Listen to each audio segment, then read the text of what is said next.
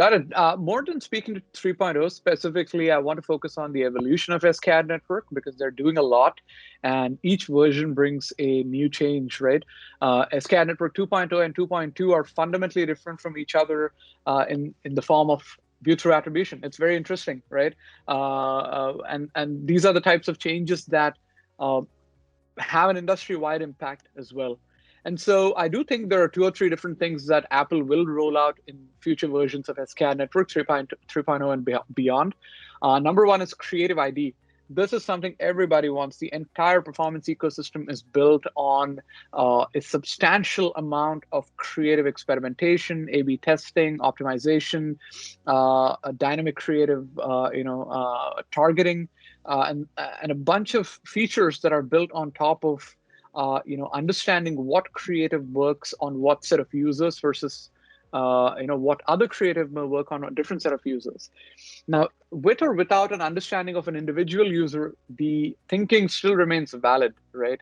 There are certain environments and contexts, basically certain publishers, where certain types of ads may perform significantly better than different set of publishers. And so, given that that is a whole part of the equation. It's a very, very crucial part of the equation that is currently unserved or at least underserved by the campaign ID infrastructure that Apple's SCAD network allows. One of the things we are expecting is the Creative ID will be handled separately from the optimization piece within the SCAD network framework. Another way to put it is, Apple's current version of SCAD network forces the optimization and the creative experimentation to be tied together, but that doesn't have to be the case. Creative experimentation fundamentally is a different objective from metrics-based campaign optimization, and so those two can run separately if they create a separate infrastructure for it. And so that is something we are expecting. We do continue to expect Apple to build increasing number of features for multi-touch attribution. I think the first version of SCAD network only supported last click. Now they have last click and view through, and they have a notion of assists, right, up to 5 networks. And so it's clearly an evolving picture on their side, and we do expect that future versions of SCAD network will have multi-touch attribution rolled out in a much more solid and well thought through way. And so that is another big ticket change that we're expecting. So there's Creative ID, there's multi-touch attribution. The last one is it's an artificial constraint of campaign IDs.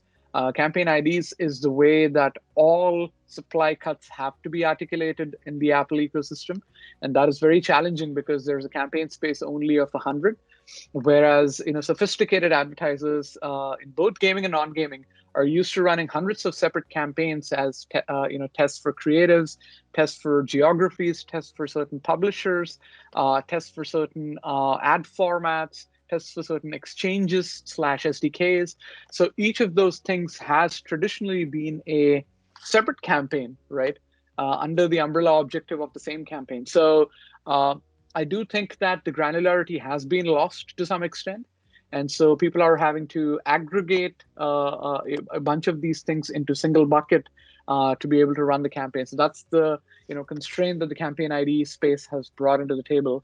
I do expect, given how receptive Apple has been to feedback on this front, that will open up. Like we will expect to see a substantially larger number of campaign IDs being allowed in future versions of SCAD network, which basically means that optimization can go back to being extremely granular as it has been so far.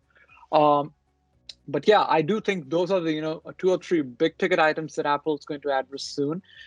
We expect them to look at the Creative ID side. We expect them to look at the campaign ID space and potentially expanding that to allow for a lot more granular efforts. And number 3, there's this whole multi-touch attribution side of things that they haven't really solved for, which we expect them to solve for. Now, I can't speak to whether all of this comes out in SCAD Network 3.0, but these will definitely be addressed in future versions of SCAD Network.